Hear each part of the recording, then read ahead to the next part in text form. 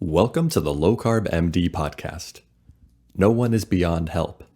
No one is beyond hope.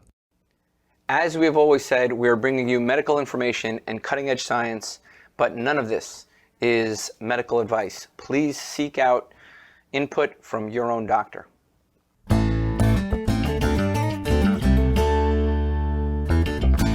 Hello and welcome to the Life's Best Medicine podcast. We've had some technical difficulties. We got the smart doc here and people don't want us to get his message out apparently. Tro, you've made enemies, man, and they're shutting our internet down somehow. Did you pay the bill? We're paying the bill. Yeah, we're doing okay, Brian. Thanks. This is going to be awesome. This is what I said before we were, going through technical difficulties.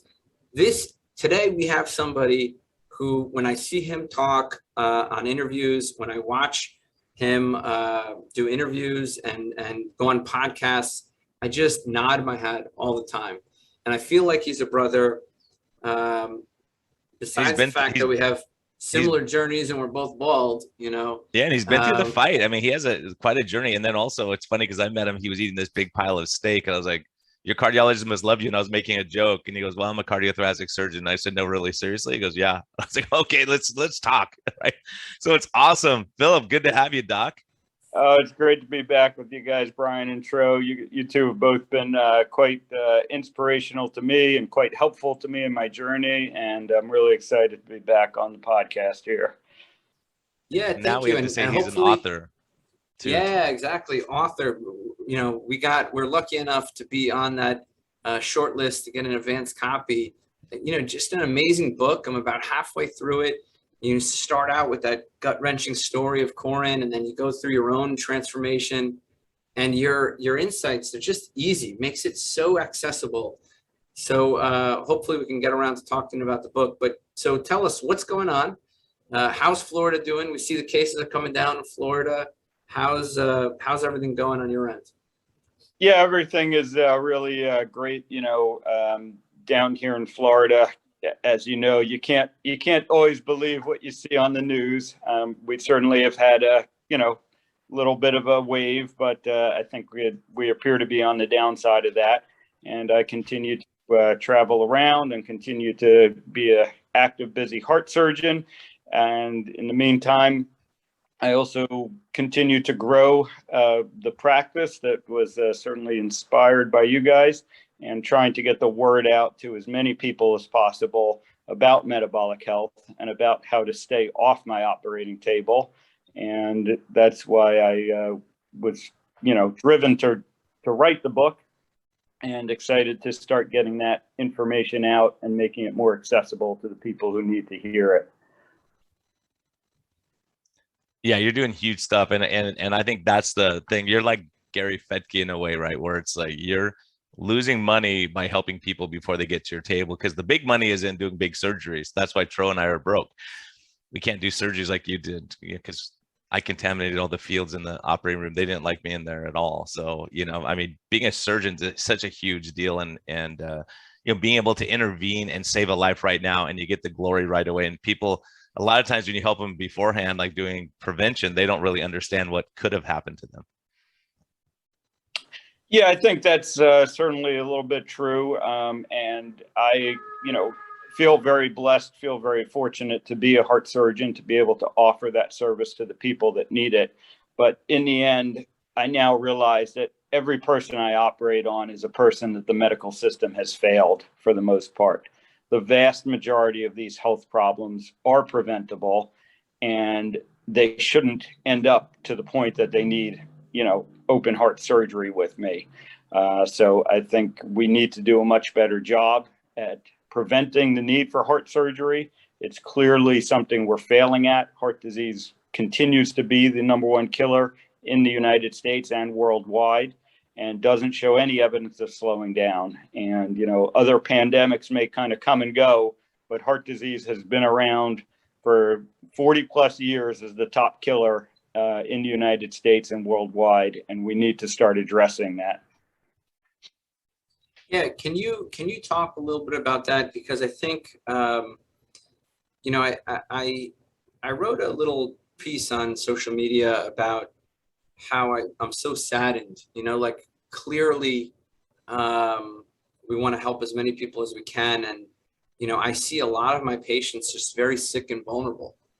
You know, less than 12% of our population is metabolically healthy. I see them as vulnerable. And a lot of times my patients come to me and I think they ask, like, whether, you know, they ask me hard questions, right? And I think to myself, like, okay, we can do kind of these short-term measures, we'll get them vaccinated, but then what next? What happens when the virus mutates?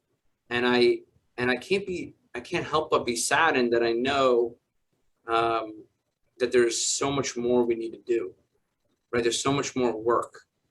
And I feel like the biggest perpetrators of all this, you know, the people that have, you know, there's a system of people who have kept our society unhealthy. And doctors play a part in that. The ADA plays a part in that. The food companies play a part in that. The government plays a part in that. And the individuals play a part in that. And I'm just saddened. We're all so sick. So how are we going to shift this boat? You know, how do you think we're going to be able to move this whole, you know, our whole society? How are we going to fix a society? How are we, I don't know anymore. And I wanted to get your thoughts about that. Yeah, and I think that's the big challenge ahead for all of us. You know, we at this point, you know, guys like you and I, and the three of us, and, you know, most of the people in this meeting room realize that what we have been doing when we look at the obesity, heart disease, metabolic health, you know, epidemic that has been plaguing our society, whatever we have been doing in the past hasn't worked. And the question really becomes, at what point do you stop and you say, we need to do something different? There has to be a fundamental flaw in the way that we understand, you know, what is metabolic health, what is causing obesity, what is causing heart disease, that we have gotten wrong. Because we've been working under a certain, you know, hypothesis about what causes these things. And we've been developing more and more ways to treat that therapeutically. You know, whether you look at the diet that was developed, the low-fat diet, the USDA guidelines, you look at the medications that have come along, you know, aimed at you know, treating that, the statins, the cholesterol-lowering medications, the type 2 diabetes medications, and you look at all this, and it's not making a significant impact. Things seem to be continuing to get worse. And we see that over a large, you know, time scale now, for 40, 50 years. And so when you then turn and you look at something more acute like the COVID pandemic, that layers on top of that, clearly those same risk factors that put people at risk for, you know, heart disease and diabetes and everything are the same risk factors we're seeing for COVID. And now we're under more of a time crunch. And we've started down the path of a certain theory about how we're going to get ourselves out of this. Again, mostly centered around, you know, therapeutics and pharmacologic agents. And it doesn't seem to be having the impact that we would expect that to have. So how long are we going to let ourselves get down this path again? Are we going to wait another 40 years and still be talking about COVID? Or are we going to stop and say, we need to consider other options? We need to consider that maybe what we eat and our everyday habits are what we should be focusing on. And that doesn't mean there's no role for the, you know, the pharmaceutical agents and for standard medical therapies, but we got to bring something else into the equation if we're going to get ahead of this. And ultimately, I think the way to do that is going to be, you know, what all of us in this community are trying to do. We start by reaching the people who are open to that messaging. And then we have the data now, you know, around obesity, diabetes within this community to say this works. You know, Verta Health is published, Tro is published.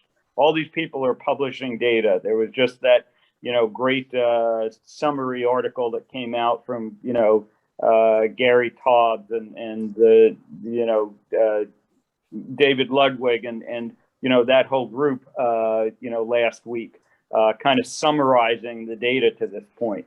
So we know that this works. We know it can be applied large scale when we look at things like Verda. And now it's just a matter of just keep getting that information out there. So again, that was one of the purposes behind me writing the book. It just, we need to get the information in the hands of more people. And hopefully from the bottom up, we're going to be able to fix this, because the fix isn't going to come from the top down. The people at the top do not have the right incentives to fix this problem. Can we talk a little bit about that? Because, I know Brian's like, Tro, you're always leading us into controversy. But so I think, like, I don't think anybody anywhere, they don't care. Like, I think our leaders, they care. I think our CDC experts, I can't imagine a person who doesn't care. But if you look at their job is to decrease cases, right? At the CDC, their job is not to do much more than that, and death from cases. When you look at the nutrition policy, right, their job is to advise on a healthy diet, right? And they don't deal with the individual. They're looking at population data. What should the population do, right? Not what should this person in front of me do. Do you think there's a harm or benefit to looking at, at this from what should the population do versus what should the person in front of me do? Like, you're a physician, you're a coach, you see people, right? And these people that I find it tough to relate to, they have to worry about a population. These large employers, these, university boards, these school boards, they have to deal with thousands of people sometimes. Insurance companies have to deal with, millions of people, right? And the CDC is responsible for 300 million people. So what are your thoughts about that divide? It's your job to reach a person. It's their job to reach a population. Do you think that creates a divide with us? I really don't think it should. I mean, again, when you look at it from their perspective, when you look at the population level, it's failing. We see it individually every day. We see it in the patients we face individually every day. But in the end, the experience of the individuals that we see is mirrored in the experience of the population as a whole. And whatever we're doing is clearly failing both at the population and the individual level. And so it is hard for me to understand how they don't see this. I can understand how we got here. I can understand, again, looking at the obesity and heart disease epidemic, that has been going on longer. I can understand that, back in the early days, in the 50s and the 60s, when this was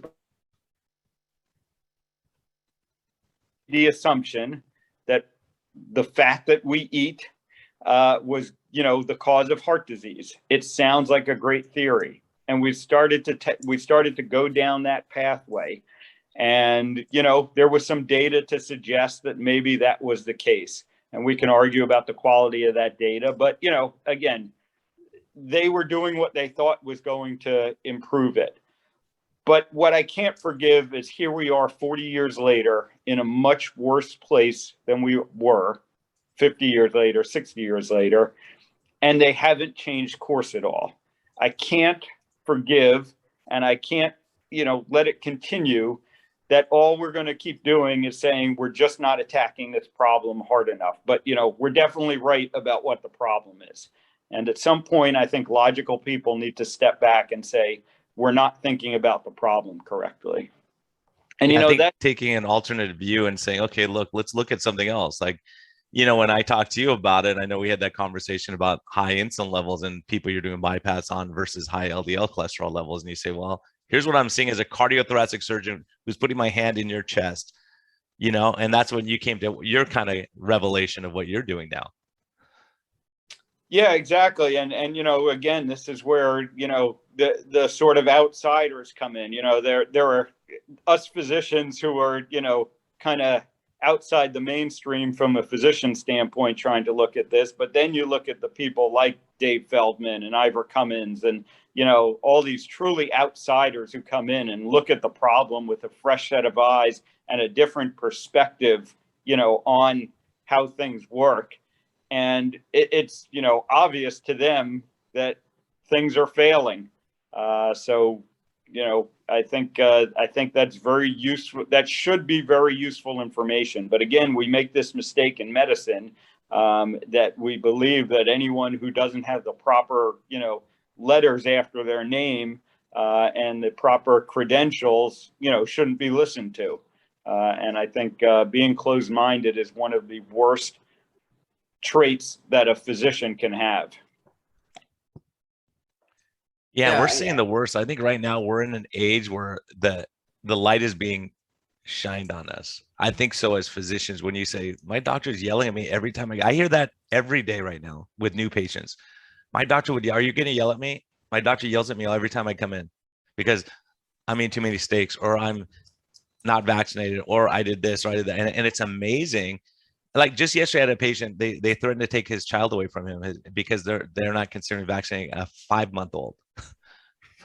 Like, it's incredible. And they're scared. People are scared. They don't know what to do. And you think, well, and the guy goes, look, I've looked at the risks and benefits, and the risks outweigh the benefits in my child. And like, you know, and so it's it's really scary for people because everyone says, where do I go? What do I do? You know, and I feel bad because they're almost hostage coming to me because they're so abused by the system. Because, you know, you could say, look, I don't agree with you eating 12 steaks a day. Maybe we could change this, or maybe here's the data. And then you educate that person. But the problem is doctors don't have time to educate because they have 5 or 7 minutes with the patient. So they're like, just get out of here, go somewhere else, leave me alone. I got 1,000 patients who can fill your spot. And that's the attitude that's happening. It's like the worst. It's like being at the DMV and trying to get customer service, right? Yeah, exactly. And, you know, again, I think thankfully there are an increasing number of physicians who are paying attention to this. We see it, you know, at the conferences. We see more and more doctors from more and more specialties, you know, showing up to these conferences. The number of physicians that we interact with now on social media is growing. And I think, you know, that's what gives me hope ultimately in this situation. I know that, you know, we can get to more and more patients, and we can get to more and more physicians who can then get to more and more patients. And we can just continue to build that groundswell that's going to be needed to lead ultimately, you know, this is basically a revolution. And these things don't happen quickly, but they happen, you know, gradually. And then all of a sudden there's a major change that occurs. And I am confident we're going to get there one day. I think that ultimately, when you look at the forces, you know, that do control medicine, you know, for the most part, unfortunately, it comes down to cost. And when you look at the societal, the public health level of things, that certainly comes down to cost. And at some point, you know, we all know that our healthcare system in the United States and quite frankly, worldwide is being bankrupted. So when Virta puts out data that shows that they can save all this money by taking more effective care of their diabetics, and when David Unwin, you know, puts out similar data in the UK, ultimately people are going to have to start paying attention to that. And I think that also, you know, that's going to be our way forward.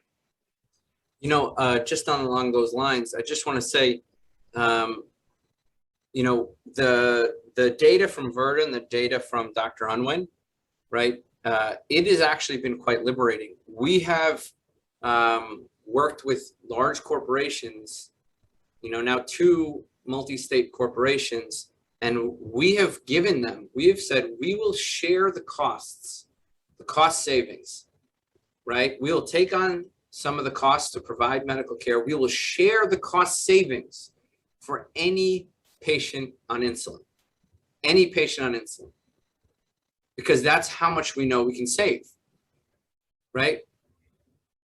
And this is the reality. Employers love to hear that. They're like, great, you know, we'll take that, right? And unfortunately, that is just looking at the cost of insulin. You're not talking about the cost of the amputation, of the dialysis, of all these other things that are coming that we all know darn well They're going to be on Dr. Ovadia's table. We because of that data from the pioneers you're talking about, Philip, that is what I'm able to do. And because we know what we're able to accomplish here in our office, that is what we're able to offer.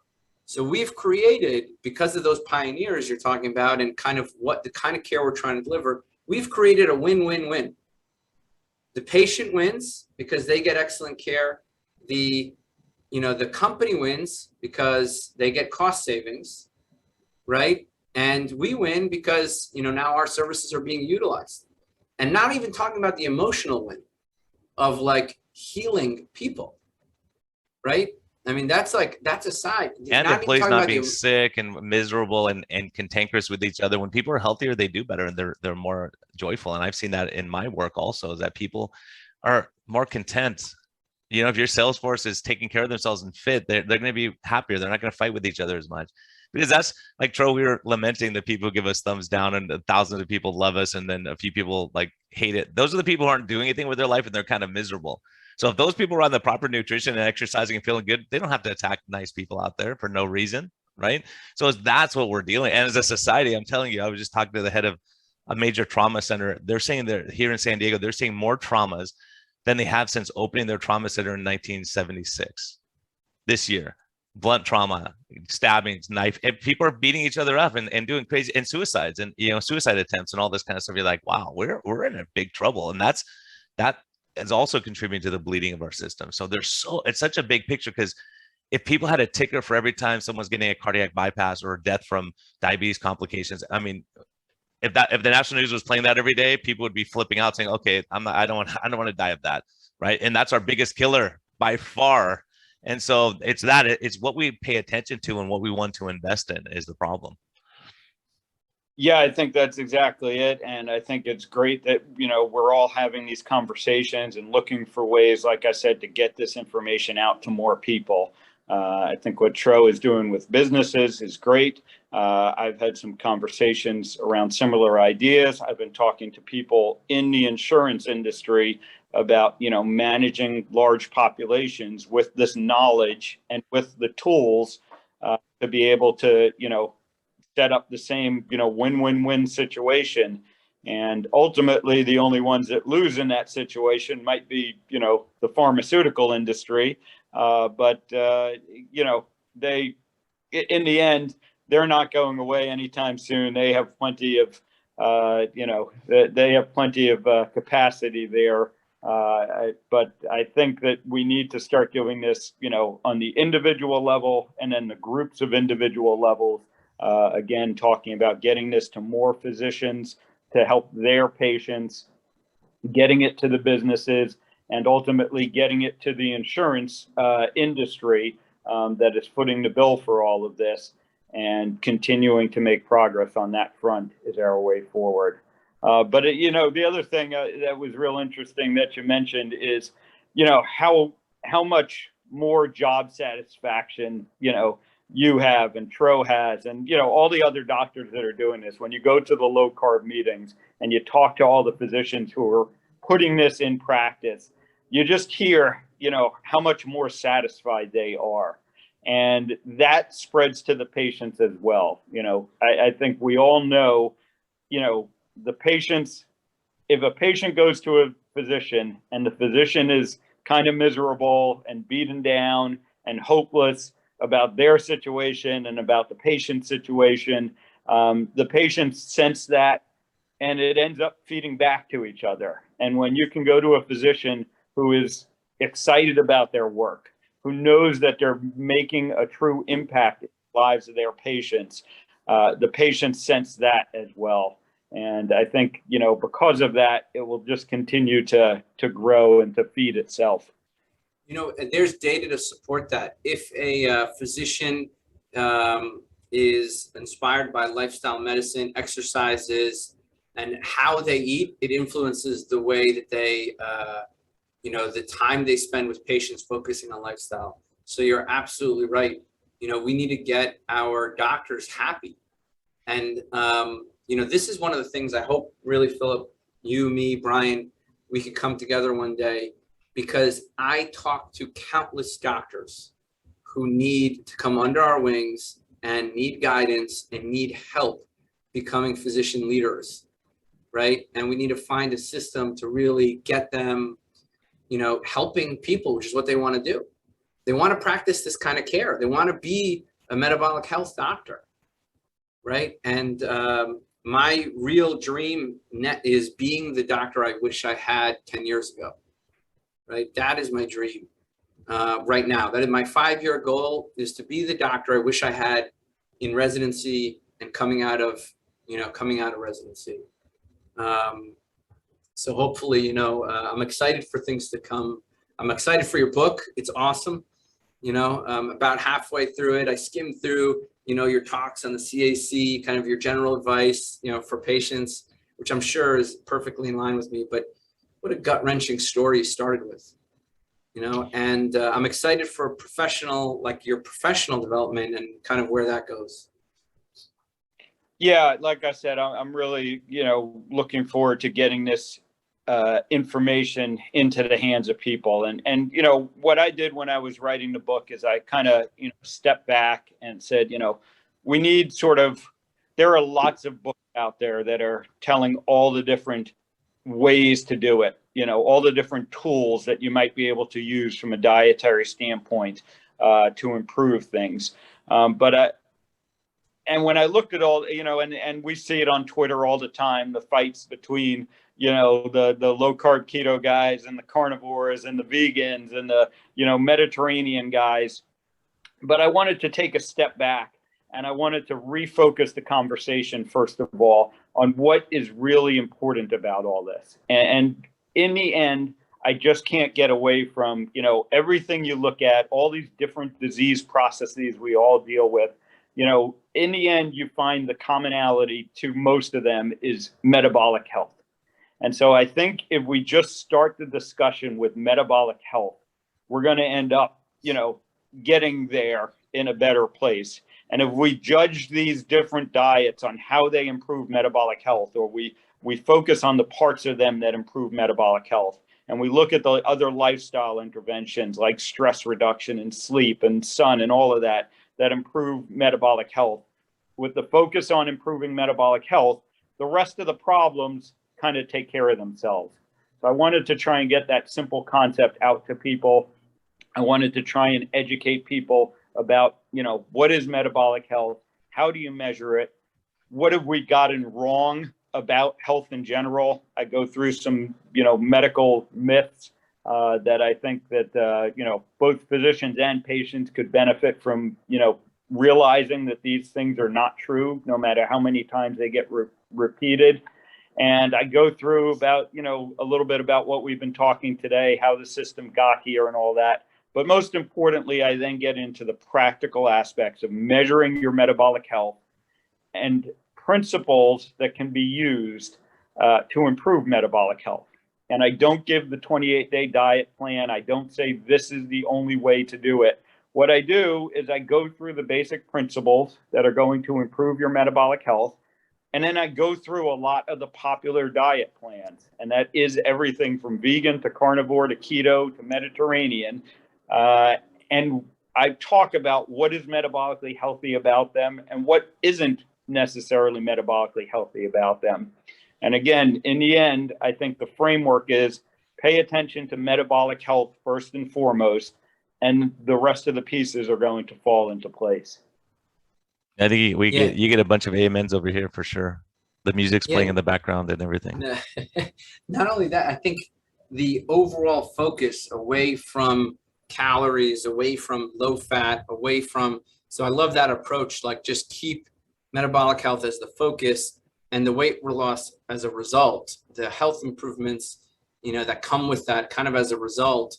You know, a lot of times I think we were just, you know, chasing like a surrogate endpoint, right? This calorie reduction, we were chasing weight reduction, we're chasing, you know, eat low fat to reduce your energy. Like we're chasing these horrible, you know, disastrous plans, right? And instead of like keeping our eyes on the prize. So I like that, keeping it very simple, just going after metabolic health. I think that's the way we need, you know. Yeah, it's funny because I have new direct primary care come patients. I go, well, like, do you just do metabolic health or do you medicine? I was like, it's the same thing, right? It's the same thing. Because do you want medicine or do you want metabolic health? If you don't want metabolic health, or you want to be sick, you can have a lot of medicines. Yes, I can do that, right? It's your choice, really. And so there's a lot of that. And I think, like you said, we're looking at the wrong endpoints. I had a lady yesterday. She's lost about 12 or 14 pounds, and she's frustrated. It's been very slow, but we did a body composition, and she's put on a ton of muscle mass and lost a ton of visceral fat. So now she leaves the office happy and smiling because she sees her insulin drop by 2/3. She sees her A1C go from 6.3 to 5.6, right? There's stuff like that. When you see that, I go, wow, I am getting healthier. Okay, then I could deal with like my pants still being a little snug or whatever, So I think there's a lot of that. We've lost so much focus, and then we go to the body beautiful. Just keep doing what you're doing. Well, let's look and see how you are metabolically, right? And then we can kind of look at that and see, where you're at, and how do we make you as healthy as you can be in your body that you're born with. Yeah, I think that's another key concept that gets missed. When we focus on weight and weight only, we miss the fact that you can be lean and still be very metabolically unhealthy. And the data plays this out. The incidence of metabolic disease in lean individuals is very high. I think in that the one study that shows that 88% of adults are metabolically unhealthy. When you look at the lean category, the normal or low BMI category there, it's still like 50% of those people are metabolically unhealthy. And, there is a little bit on the flip side as well. You can be overweight and be metabolically healthy. And I think most of that comes to people who, have significant muscle mass or, I think it's some of the sort of, Genetic gifts. Yeah. They have subcutaneous fat, but they don't have visceral fat. And, that seems to be okay. There's a little bit of question, is that okay or not? But it's clearly better, But again, if we just focus on metabolic health first and foremost, I think that gets us to where, we need to be. And when you look at the data around heart disease, the data is very clear. Being metabolically unhealthy is the number one risk factor for heart disease. It is a much bigger risk factor than LDL cholesterol is. It's, even a bigger risk factor than smoking is when you look at the large studies. Insulin resistance and metabolic disease is the number one risk factor for heart disease. And yet, almost no cardiologist, when you go, someone with heart disease, almost no cardiologist is going to talk about metabolic health. And it just recent examples. I had a conversation, with a patient, and this patient was young, was lean, and came in, showed up with a heart attack. And they did the angiogram, and they didn't see any blockages. And they checked his cholesterol panel, and his LDL was under 60, exceedingly low. Met every guideline you could possibly find, and they still put him on statin medication. And you got to step back and say, what are we doing? I understand that we have these guidelines, but he already met the guidelines. His cholesterol was below any goal that you could see, that you could, that are recommended. So why do we think that a patient like that is going to benefit from statins? But in the meantime, no one checked his insulin level. No one, looked at other metabolic markers. And those are the things we need to start to look at if we're going to make an impact, in terms of heart disease.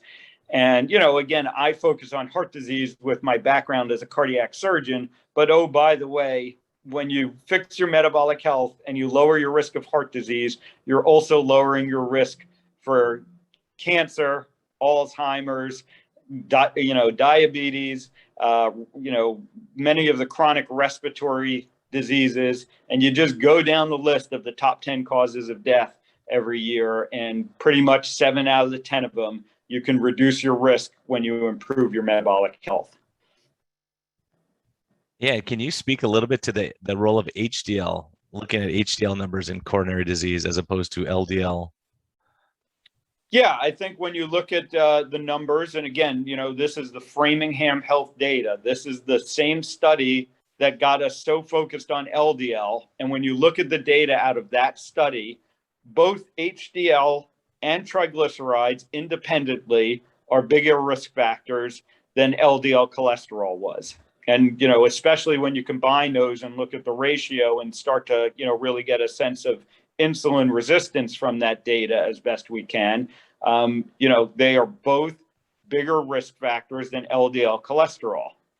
And if you go back to the sort of pre-statin literature, the literature from the 80s and the early 90s before statins became ubiquitous, there is lots of, all of the papers are focusing on that stuff. They're talking about HDL and they're talking about triglycerides.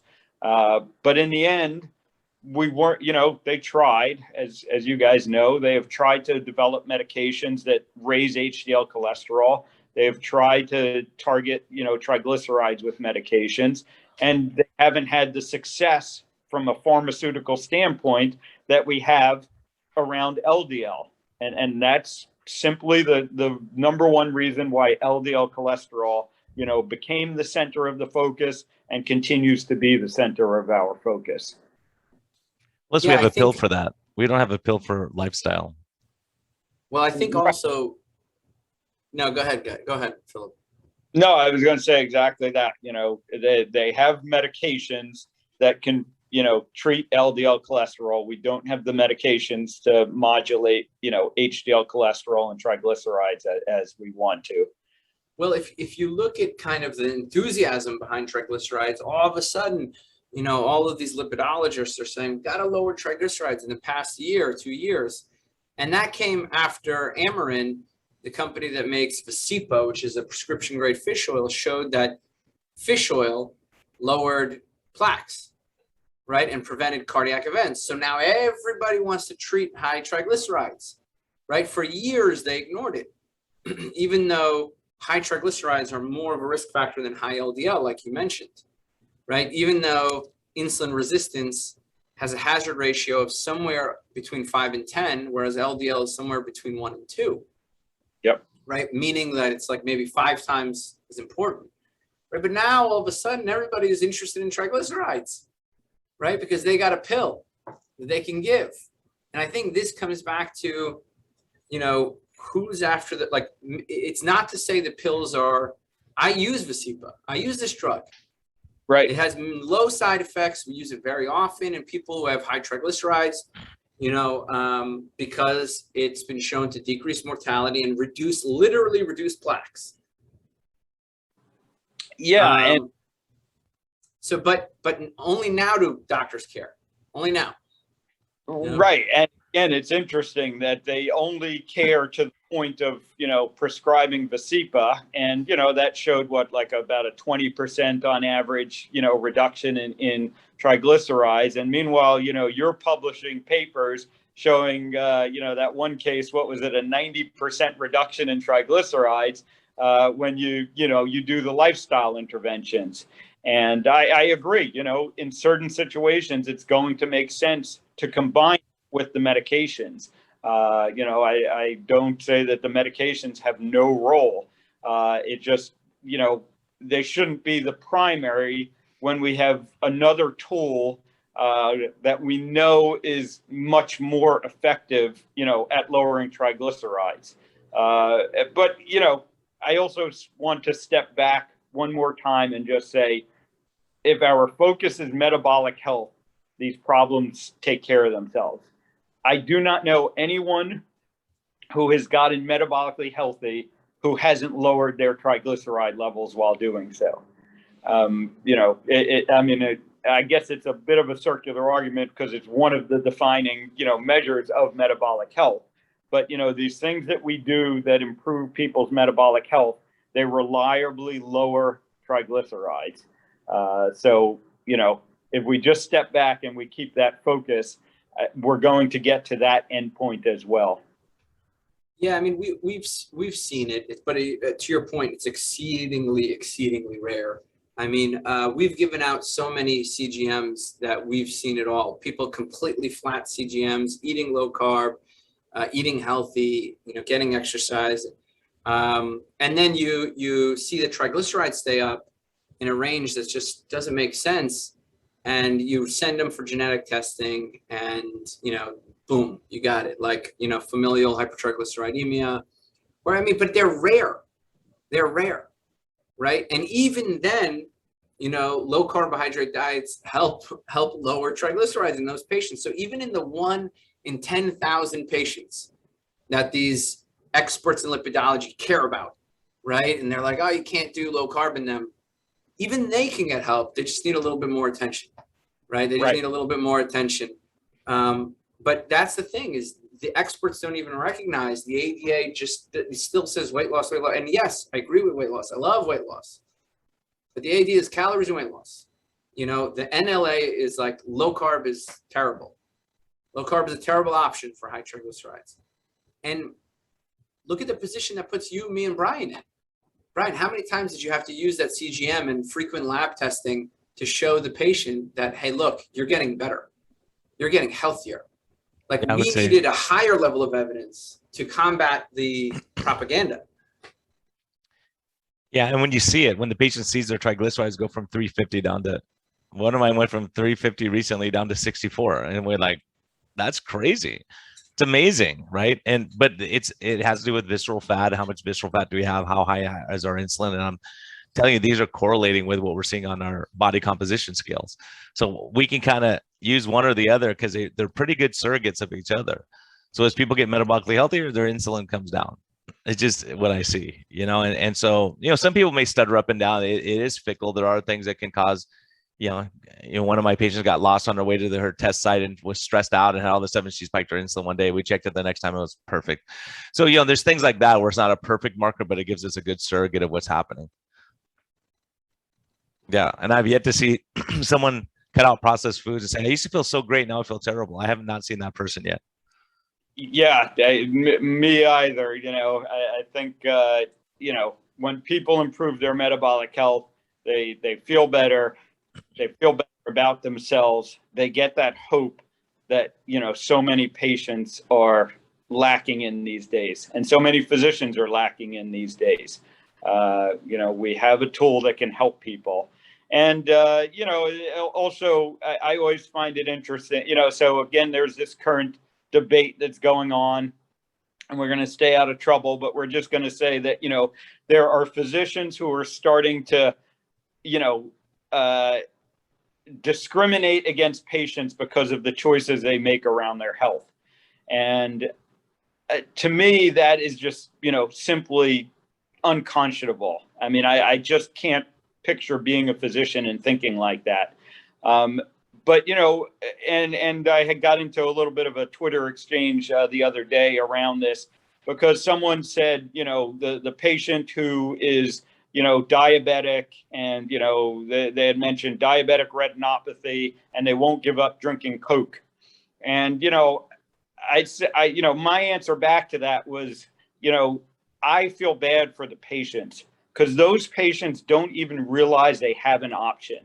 They have never been told that, drinking the Coke and eating the processed food is what is causing their health problems, whether it's the diabetic retinopathy or the amputation, or, coming to me for heart surgery.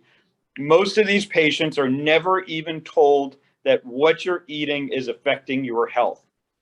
And we need to start getting that simple, that's another high level concept that I talk about in the book, that you got to realize that what you're eating is affecting your health, and start, making changes on that front. If your health isn't where you need it to be, there may be a role for medications, there may be a role for all this other stuff, but we got to step back and say what we eat affects our health. Yeah, and I think that's the agree. thing, is people aren't even given the option, because again, the doctor doesn't have that much time to educate. So they're like, I'm not opening that can of worms, because it doesn't work anyways. And that's the mindset. So those of us who have had success in that area, we go, okay, this is where I want to focus. Let's focus on that. I had a guy the other day, his A1C 6.3, insulin level 58, Hispanic, hardworking guy. And so I go, what do you eat? Like before I got his labs, we started talking. He's a little bit of a belly, but orange juice, huge glass of orange juice every morning. He's eating oatmeal because his doctor said that was healthy. And then he's doing like all the stuff he's doing is a total disaster. And he like, he's a big workman, tough guy. And he was in tears. He said, no doctor ever talked to me like this. Like they just say, here's your pill. And you have high blood pressure, too bad. I'm like, hey, did you know that high insulin level can lead to high blood pressure? So let's work on that. And now he's texting me all the time, doctor, guess what? His blood pressure is getting better. His life's getting better. He goes, my back doesn't hurt anymore. He's like, because no one spends the time. That's what the problem is. Even these big HMO plans, if they would say, just do a Zoom meeting with all of our patients and explain it to them. We don't have time to sit down one-on-one. That's what I was thinking when I was in the systems. Like, if I could just sit down and do, like, that's why we did the podcast, because we could reach so much more, many more people. We could reach 20 or 30 people a day, maybe, if we're busy in our practice. And if you're seeing 20 or 30 people, how much time can you devote to that? In a 10-minute appointment, forget it. You're not gonna be able to help people.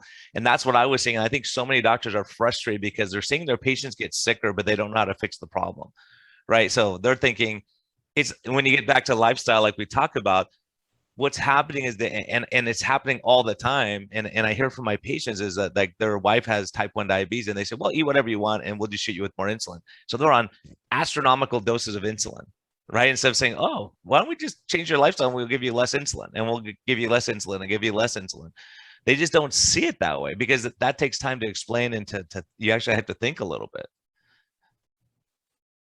Yeah, and there's no easy answer for that part of the problem, but I think we have to look for creative ways, like we've been discussing, whether it's going directly to the businesses, it's going to the insurance companies, it's, getting this information out there with the podcast, with books. I think that's what we need to continue to work on, because ultimately, when enough people get this information and enough people get upset that the system has failed to get them this information, that's ultimately what's going to lead to change within the system. Yeah, and that's why your book is so great, because it brings it to the people, allows them to look and say, okay, there's a cardiothoracic. When you're a cardiothoracic surgeon, you definitely have more credibility in this area and saying, here's what I'm seeing, here's what's happening. And I think other cardiothoracic surgeons may start looking and say, oh, let me look at that from because I think what's happening, what I see a lot, like we're seeing more bariatric surgeons start saying, oh, I could do better for my patient doing low carb, and they're switching over to that, or I can do lifestyle stuff instead of saying, hey, look, I'm just going to do a surgical intervention, then your life's going to be perfect. And then these people go out and kill themselves because they can't eat their cookies that they used to when they were upset with people, right? So all those things that people really need to understand, that there's no easy way out. It's going to be a hard road either way, but it's like, what road do you want to be on? Maybe you need both roads, but sometimes I think we're at war with each other. I don't like to send my people to a cardiothoracic surgeon. I love the cardiothoracic surgeons, but I don't want to send my patients there because I know the risks of any surgery. If we can prevent it before you get there, why not focus on that? I don't want to change your engine. I'd rather change your oil. Yeah, and completely agree. Again, the book is called Stay Off My Operating Table. And that really has become, my mission, to keep as many people off my operating room table as I can. And ultimately, I've said it before and I'll say it again. If it ends up in a place where I have no more patients to operate on, that will be success for me. I will be happy to, put down the knife and, rejoice that we have made such an improvement, as a society, that cardiac surgeons are going out of business right and left because there just isn't enough surgery to go around anymore. Be careful what you wish for. We maybe in our lifetime we will make a dent on that. Like I said, I really hope so. I think you're safe, because a lot of people are going to hear and they're not going to do it. Just like anything, people are going to hear and go, yeah, I'm telling you, I see it, where people go, I'm just not going to give up my cookies. So that's the thing, is this discrimination thing that you brought up. And I think it's really important. I'm not going to discriminate against you, but what's going to happen is some people are going to say, look, I don't want to give up I'm not giving up this stuff. I'll take the consequences. And that's okay. but you're not going to want to pay me money to tell you, hey, look, I can help you a different way, right? So we select our patients that way. Like they're selecting us basically is what happens, because if they don't like the message, they go somewhere else. And if we're not doing our job, they go somewhere else. So we have to provide that level of care, right? So I think that's kind of that's the beauty, I think, of direct primary care. That's what I love about it, is that the patient can say, Brian, you're not doing a good job, I'm leaving. Okay.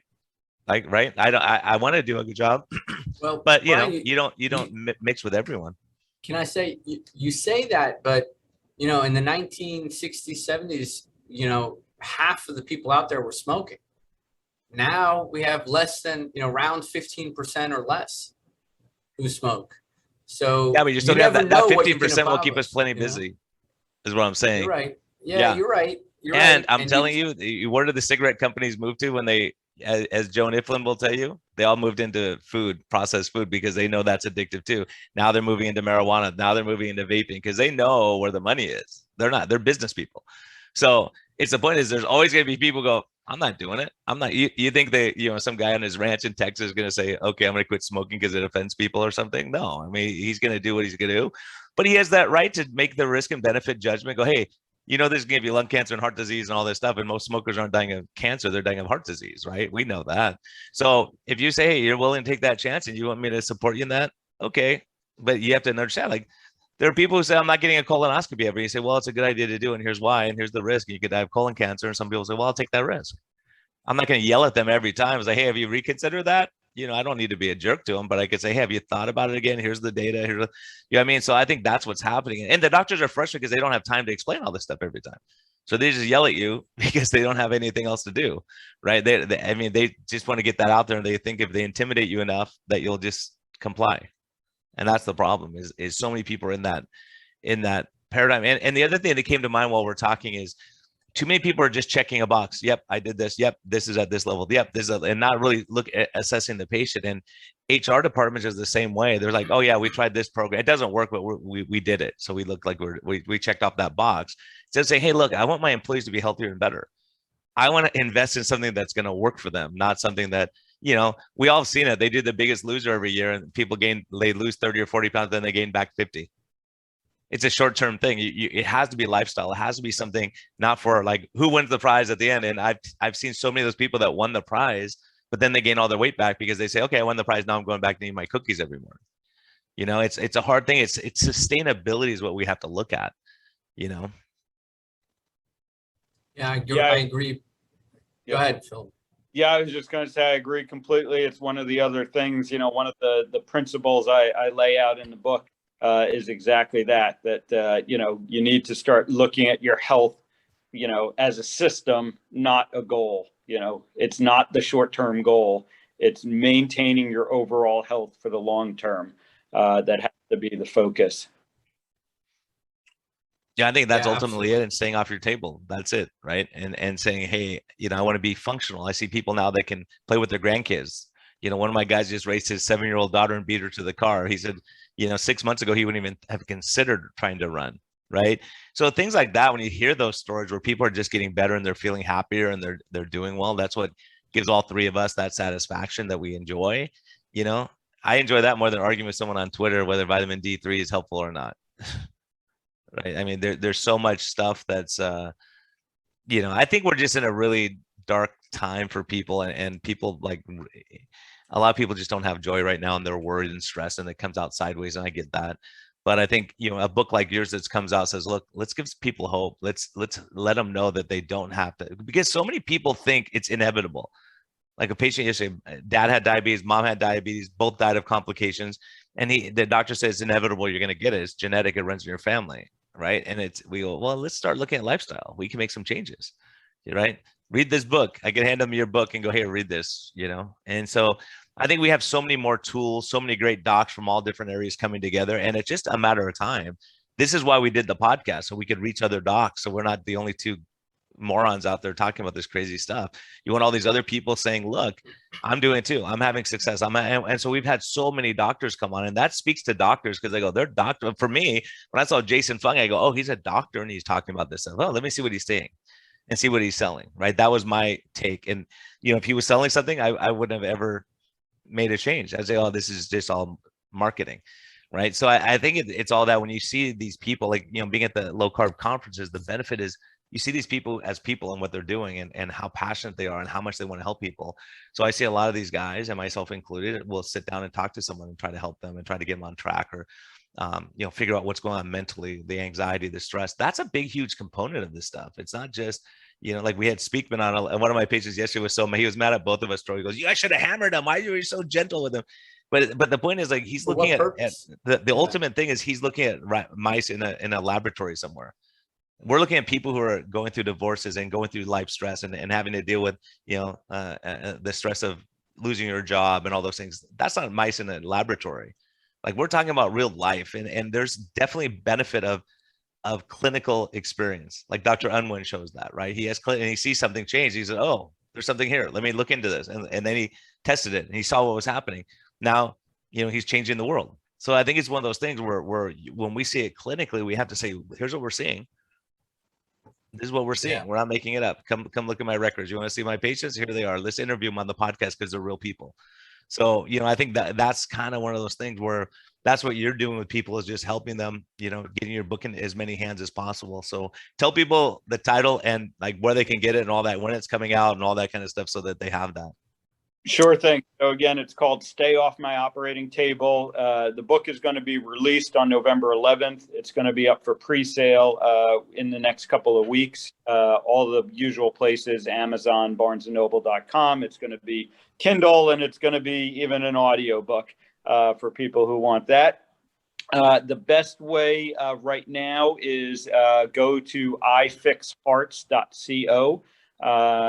That's going to actually take you through a quiz to assess your metabolic health, which I think is the first step in this process. And at the same time, you can join my email list. And as we get close to the book release, all the information about where to find it, when to pre-order it, and will be coming out along those lines. Or just follow me on Twitter, is where I'm most active, at ifixhearts. And I really, you know, in the end, I'm just looking to connect with as many people as possible. You know, one of the things that I have truly enjoyed most about this journey is all of the interesting people that I have connected with, and whether those are physicians at the, you know, low carb, you know, conferences, whether those are, you know, literally now people across the world. Last night I was talking to someone in Indonesia who, you know, connected with me on Twitter and wanted to, you know, talk about this. You know, I've also now, it's been interesting. There's starting to be a fair amount of overlap between the sort of low carb carnivore space and the Bitcoin financial world. And I find myself having conversations with people, you know, from that area around health. And so, you know, connecting with all those people is really something that I find rewarding. And I think, again, that's what, you know, being a physician is. Ultimately, you know, good physicians are able to connect with people. And I think really that's the reward. Yeah, that's awesome. I mean, that's what it comes down to. I mean, when you like people and you learn from the patient, I learn everything from my patients every day.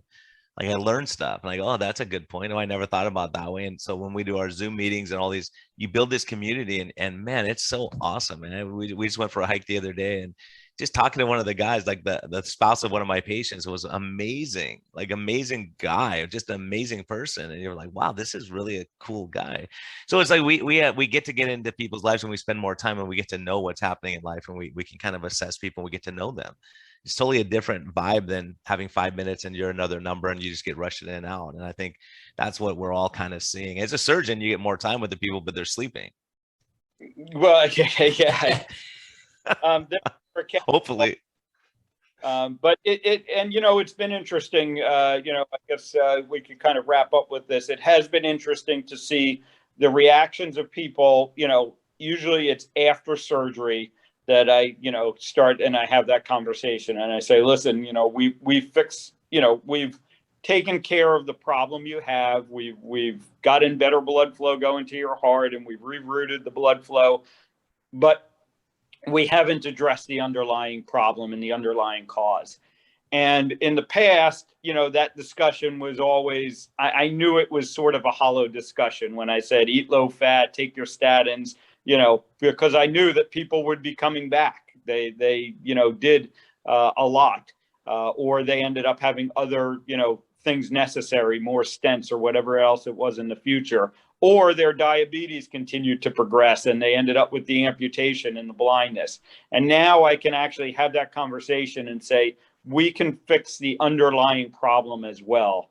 And the patients are so much more, hopeful. They're so grateful to get that information.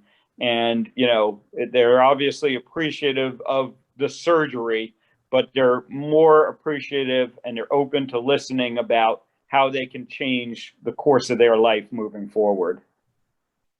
Hey, Doc, we had a question from one of our listeners too. Can you give the website again for the quiz? ifixhearts.co. And that will take you to the quiz. That will get you signed up for my email list. It will link back to my website. And the other thing I offer people is, if you're curious about joining my practice, if you think you might want to, kind of do a deeper dive on these issues with me, after you do the quiz, you can sign up for a discovery call with me, and we can talk about, whether my practice might be right for the individuals out there. In this, are you doing face-to-face or mostly online, or how's that? Like, does it matter if people are out of state, or can they be in anywhere? Yeah, so my practice is exclusively telemedicine. I'm kind of chasing Tro around the country and trying to get licensed in as many states as possible. Hard to keep up with them, but more and more states are coming on board. But being in Florida actually gives me a little bit more latitude on the telemedicine front, thankfully. So I really, for the most part, I can see people from across the country, and it's all telemedicine, and it's an exclusively telemedicine-based practice. I'm forging the ground into what I'm calling direct specialty care, trying to keep up with you primary care docs once again. No, it's awesome. As a matter of fact, I just sent you a patient. He flew from Florida to see me here, and he has cardiovascular stuff. I'm like, you flew to California? Well, he goes, I was here visiting family, and my doctor told me to see you.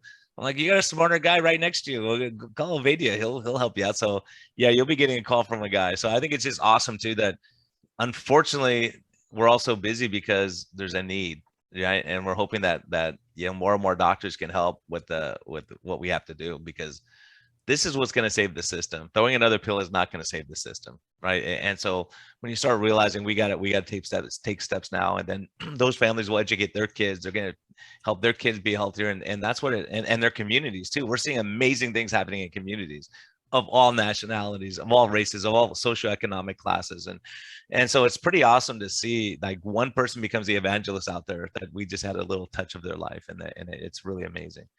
So Troy, do you want to close us, man?